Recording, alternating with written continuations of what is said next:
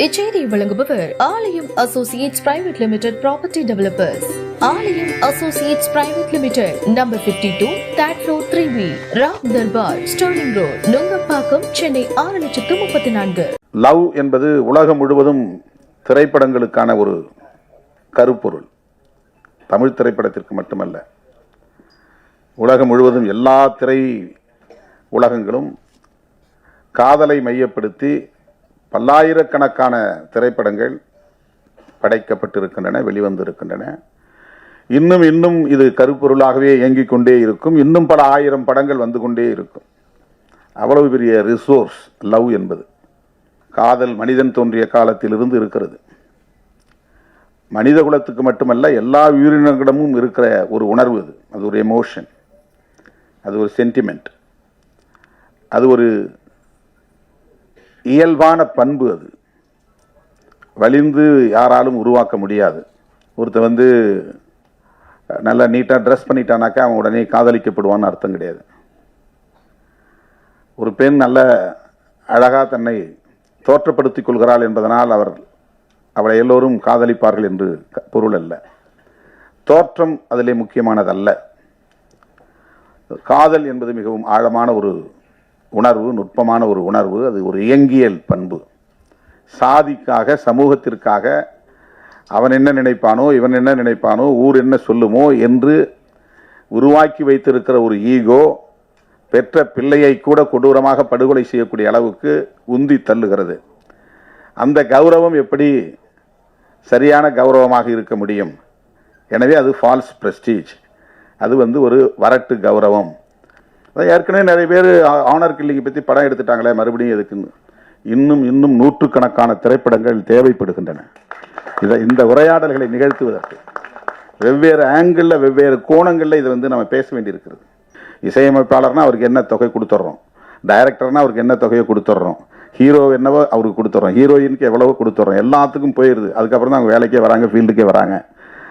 ஆனால் படம் ரெடியாகி சென்சாருக்கு போய் ரிலீஸ் ஆகி அது டிஸ்ட்ரிபியூட்டரை வாங்கி அவங்களுக்கும் தயாரிப்பாளருக்கும் அதுக்கு பிறகுதான். இப்போ இந்த பிரச்சனையை யார் பேசுறது அப்படின்னு கேட்டார். அதுக்கு தான் நாங்கள் இருக்கிறோம். நெஞ்சு பொறுக்குது இல்லையே இன்னும் இந்த தலைப்பே திரைப்பட தயாரிப்பாளருக்கும் இயக்குநர்களுக்கும் எத்தகைய சமூக பொறுப்புணர்வு இருக்கிறது என்பதை நமக்கு உணர்த்துகிறது. இந்த தலைப்பை தேர்வு செய்ததிலிருந்தே அவர்கள் சமூக பொறுப்புள்ளவர்கள் என்பதை நம்மால் உணர முடிகிறது. மகாகவி பாரதி எவ்வளவோ பாடல்களை பாடியிருக்கிறார். தேசிய உணர்ச்சிகளை தூண்டியிருக்கிறார். இன்னும் அவருடைய பாடல்கள் உயிர்ப்போடு இருக்கின்றன.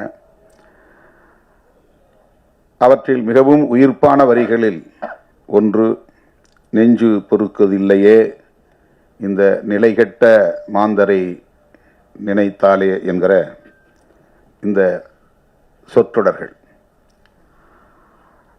இது மிகவும் புகழ்பெற்ற சொற்றொடர். இலக்கிய தளத்தில் மட்டுமல்ல, சமூக தளத்தில், அரசியல் தளத்தில் அனைவரும் அறிந்த ஒரு சொற்றொடர். நிலைகெட்ட மாந்தர் என்று அவர் குறிப்பிடுகிறார் பாரதியார். ஆங்கிலத்திலே ஒரு ஸ்டெடி இல்லாதவன் சொல்லுவான். அவன் எதுலையும் ஸ்டெடியாக இருக்க மாட்டான். ஒரு பிடிப்பு இருக்காது, ஒரு உறுதிப்பாடு இருக்காது, ஒரு நிலையான மனநிலை கொண்டவன் இல்லை அப்படின்னு சொல்லுவோம். யாராவது ஒன்று சொன்னால் உடனே அவன் மாறி போயிடுவான் மனசு. நாம் ஒன்று சொன்னோம்னா அதுக்கு தகுந்த மாதிரி அதுக்கு ஈல்டாயிடுவான். அப்படிப்பட்ட மனிதர்களைத்தான் நிலைகெட்ட மாந்தர் என்று பாரதி சொல்லுகிறார். ஒரு முடிவெடுத்தால் அதில் உறுதியாக இருக்க வேண்டும்.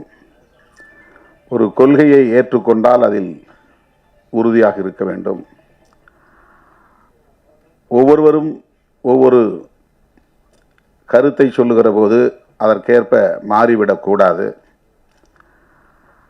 நம்முடைய நிலைப்பாட்டில் நாம் நம்பிக்கை கொள்ள வேண்டும். அப்படி இல்லை என்றால் அப்படிப்பட்ட மனநிலை உள்ளவர்களை நிலைகெட்ட மாந்தர் என்று நாம் புரிந்து கொள்ளலாம்.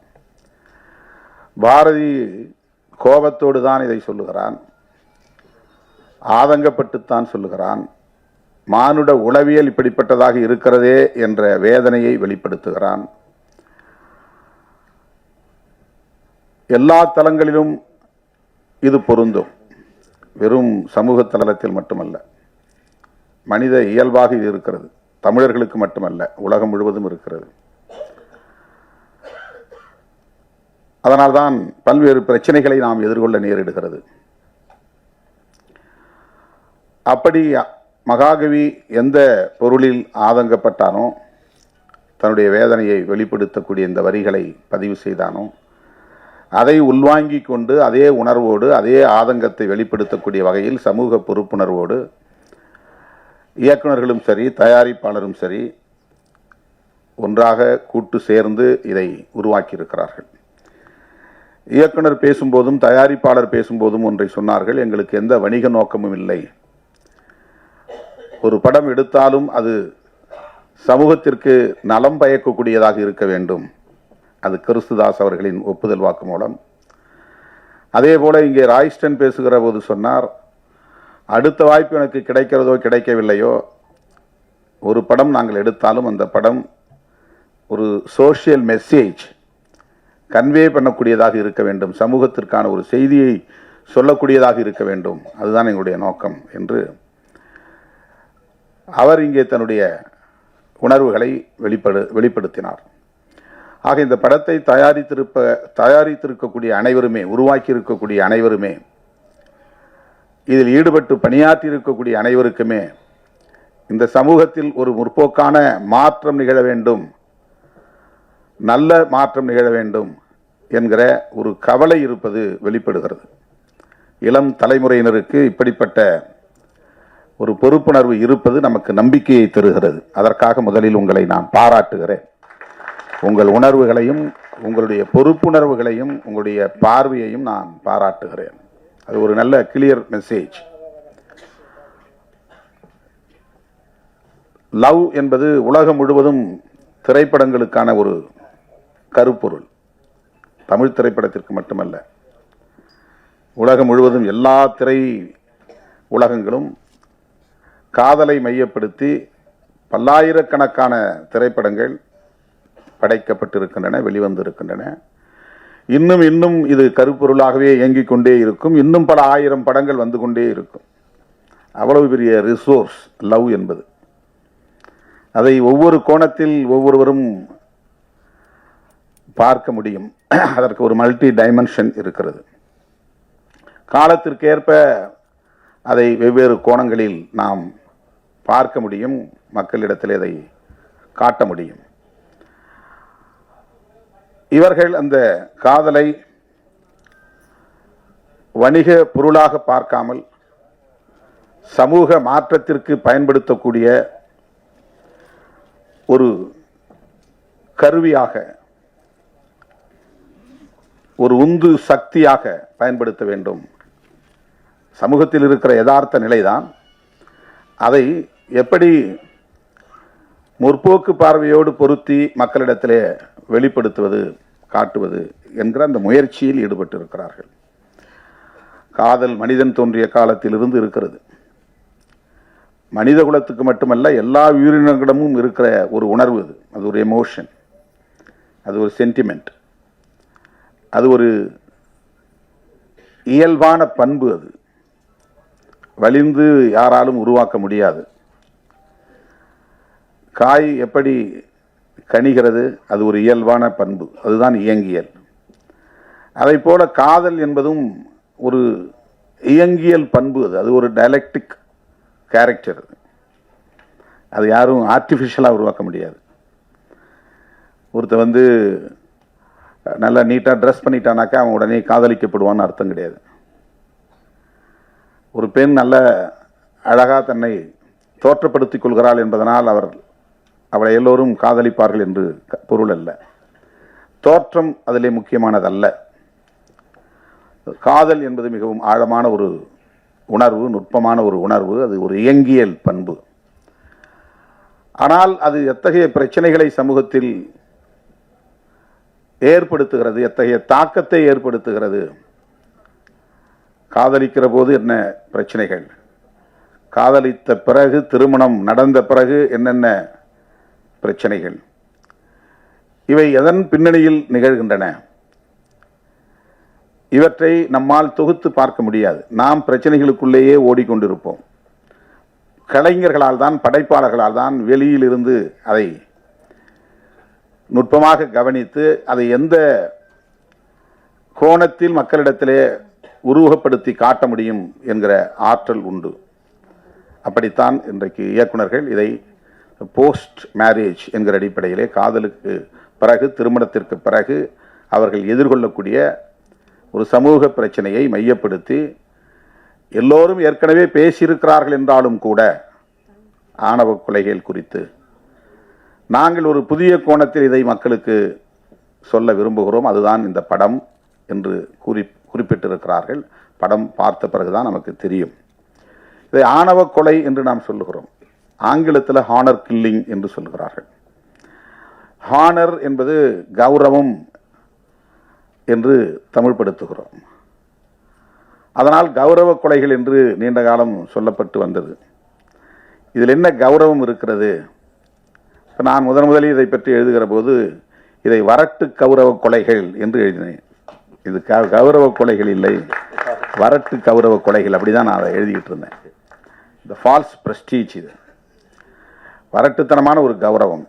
நான் பெற்ற பிள்ளையை விட 10 மாதம் சுமந்து ஈன்றெடுத்து பாலூட்டி தாளாட்டி சீராட்டி வளர்த்த பிள்ளையை சாதிக்காக, சமூகத்திற்காக அவன் என்ன நினைப்பானோ, இவன் என்ன நினைப்பானோ, ஊர் என்ன சொல்லுமோ என்று உருவாக்கி வைத்திருக்கிற ஒரு ஈகோ பெற்ற பிள்ளையை கூட கொடூரமாக படுகொலை செய்யக்கூடிய அளவுக்கு உந்தி தள்ளுகிறது.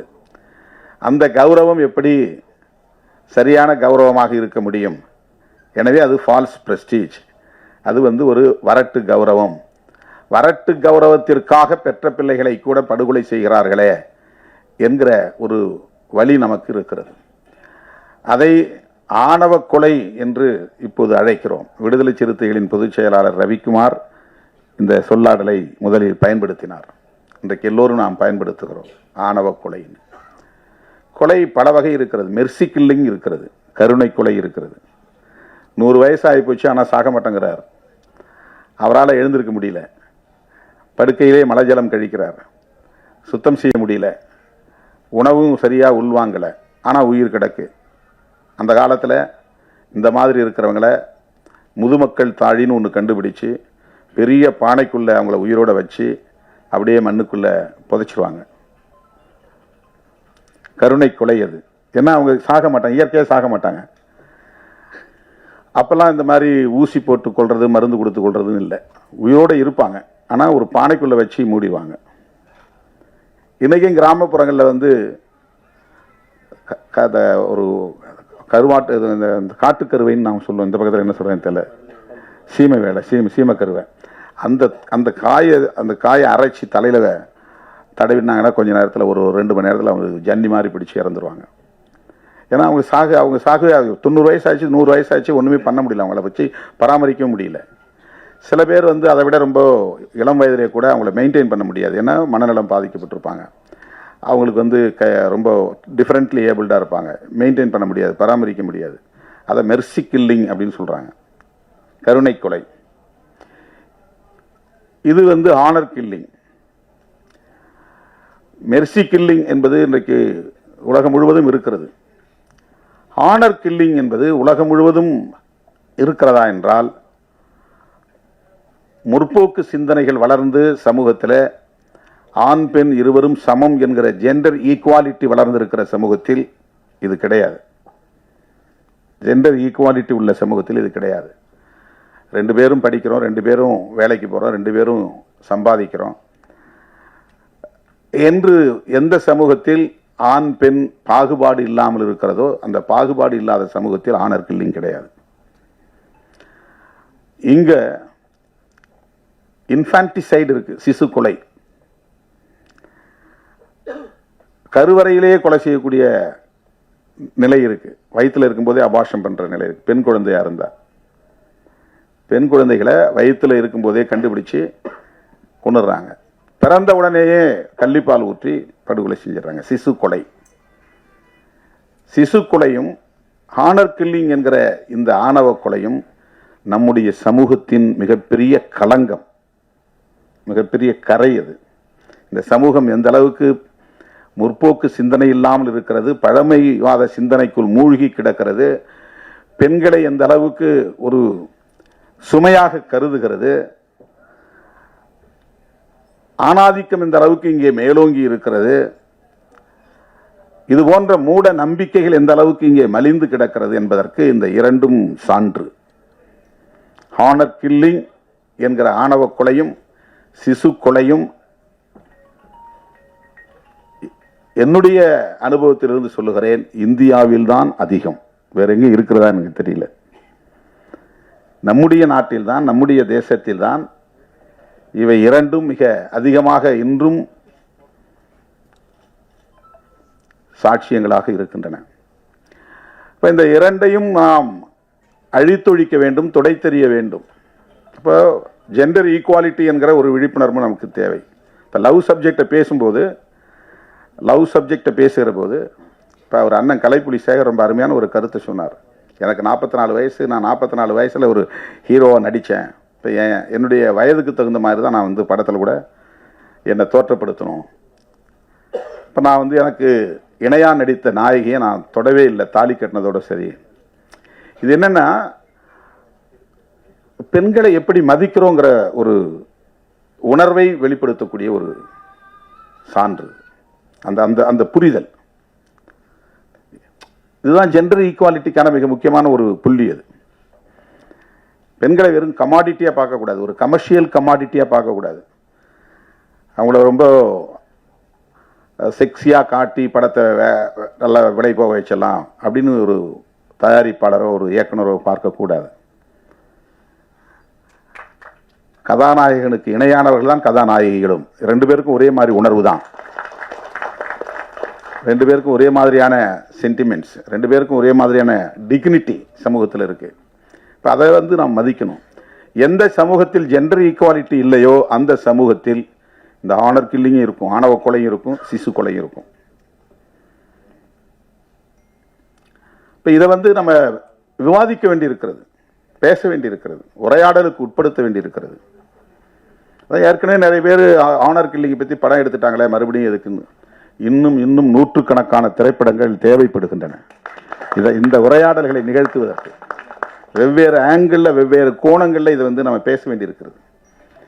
இதில் என்ன, ஏன் இதை வந்து நாம் வந்து வேண்டாம் சொல்கிறோம்? இப்போ பெற்றவங்களை கேட்டால் அவங்க சைட்லேருந்து இப்படி திரைப்படங்களுக்கு சொல்கிறவங்களும் இருக்காங்க. நீ பெண்ணை பெற்றுப்பாரு, வளர்த்துப்பாரு, அப்போ தான் உனக்கு தெரியும். யாரும் அப்படிலாம் நினச்சி இந்த பெண்ணை காதலிச்சா அவங்க வீட்டு சொத்து அள்ளிக்கிட்டு போகலாம், அந்த பெண்ணை காதலிச்சா சாதியை ஒழிச்சலாம், அப்படிலாம் யாரும் பண்ணுறது கிடையாது. அப்படிலாம் பண்ண முடியாது. அதெல்லாம் ரொம்ப கற்பிதம். அது கற்பிதம். காதல் இயல்பாக தோன்றுகிறது, ஆனால் அது நம்மளால் ஏற்றுக்கொள்ள முடியாது. ஏற்றுக்கொள்ள முடியாமல் இருக்கிறது காரணம் ஏற்கனவே இங்கே இருக்கக்கூடிய சோசியல் ஸ்ட்ரக்சர், சமூக கட்டமைப்பு. ஒவ்வொருத்தருக்கும் ஒவ்வொரு விதமான ஒரு கௌரவம் இங்கே நம்ம பிறக்கிறது முன்னாடியே இங்கே கட்டமைச்சிருக்கிறாங்க. நாம் யாரும் விண்ணப்பம் போட்டு இந்த சாதிக்குள்ள இந்த அப்பாவுக்கும் இந்த அம்மாவுக்கும் பிறக்கணும்னு நம்ம பிறக்கல. நம்ம ஒரு சிசுவாக பிறக்கிறோம், இந்த சமூகம் முத்திரை குத்துது. பிறந்த உடனே ஒரு பிராண்ட், இவன் இந்த ஏரியாவில் பிறந்திருக்கிறான், இவன் என்ன சமூகத்தில் பிறந்திருக்கான், நீ இந்த சமூகம் தான். அவன் விருப்பம் இல்லாமலே அவனுக்கு ஒரு முத்திரை இந்த சமூகம் குத்துகிறது, இந்த சாதி என்று முத்திரை குத்துகிறது. இப்போ சாதி தொடர்பான ஒரு கௌரவம் இங்கே, ஒரு வரட்டு கௌரவம் இங்கே கட்டமைக்கப்பட்டிருக்கு. இப்போ அது உடையாமல் வந்து இதெல்லாம் தடுக்க முடியாது. அவங்களுக்கு ஒரு சோஷியல் இன்செக்யூரிட்டி இருக்குது. அவங்க என்ன நினைக்கிறாங்க, வேலைக்கு போகிறதாலும் குழைச்சி பழைக்கக்கூடியவங்களாக இருந்தாலும் பக்கத்தில் இருக்கிறவங்க அக்கத்தில் இருக்கிறவங்க நம்ம குடும்பத்தை கேவலமாக பேசுவாங்களே அப்படின்னு அவங்க ஃபீல் பண்ணுறாங்க. அவங்க ஏன் பெத்த பிள்ளையை கொல்ல வேண்டிய தேவை இருக்குது, ஏன் தேடிக்கிட்டு போய் கூலிப்படையை வச்சு கொலை செய்கிறாங்க? அவங்க மத்தியில் உருவாக்கி வைத்திருக்கிற ஒரு பிரம்மை, சாதி தொடர்பான, சமூகம் தொடர்பான, குடும்பம் தொடர்பாக இந்த சமூகம் ஏற்கனவே ஒன்றை உருவாக்கி வைத்திருக்கிறது, கட்டமைத்து வைத்திருக்கிறது. அது அவங்களுக்கு ஒரு இன்செக்யூர் ஃபீலிங், ஒரு பாதுகாப்பற்ற உணர்வை தருகிறது. இது என்னுடைய கௌரவ பிரச்சனை, இந்த சாதிக்காரனோட என் பிள்ளை ஓடிட்டா, ஒரே சமூகத்துக்குள்ள காதலிச்சு ஓடினா கூட அதை கௌரவ குறைவாக நினைப்பாங்க. ஒரே சமூகத்துக்குள்ள, சாதி மட்டும் கிடையாது, ஒரே சமூகத்துக்குள்ள ஒரே சாதிக்குள்ள ஒரே தெருவுக்குள்ளே காதலிச்சு ஓடினா அவனை இழுத்துட்டு ஓடிட்டாவ, அப்ப கூட அவன் இழுத்துட்டு ஓடிட்டானே யாரும் சொல்ல மாட்டாங்க.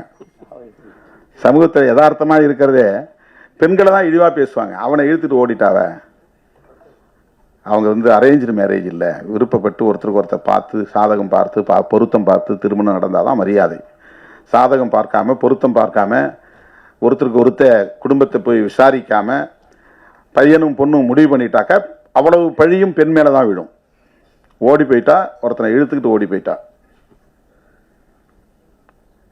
இது சாதி விட்டு சாதி தான் நிகழ்கிறது இல்லை, ஒரே சமூகத்துக்குள்ளேயே நிகழுது.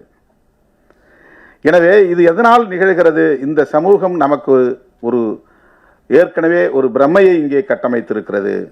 இதுதான் உன்னுடைய சமூக கௌரவம், சாதி கௌரவம், உன் குடும்ப கௌரவம் என்ற ஒரு நிலையை இங்கே ஏற்படுத்தியிருக்கு. அந்த அந்த மேல் கட்டுமானம் இருக்கு பாருங்க, அந்த சூப்பர்ஃபிஷியல் ஸ்ட்ரக்சர், அந்த மேல் கட்டுமானம் இருக்கு பாருங்க. இது ஒரு மேல் கட்டுமானம் தான், இந்த மாதிரி ஒரு பிரமையை உருவாக்கி வைத்திருப்பது.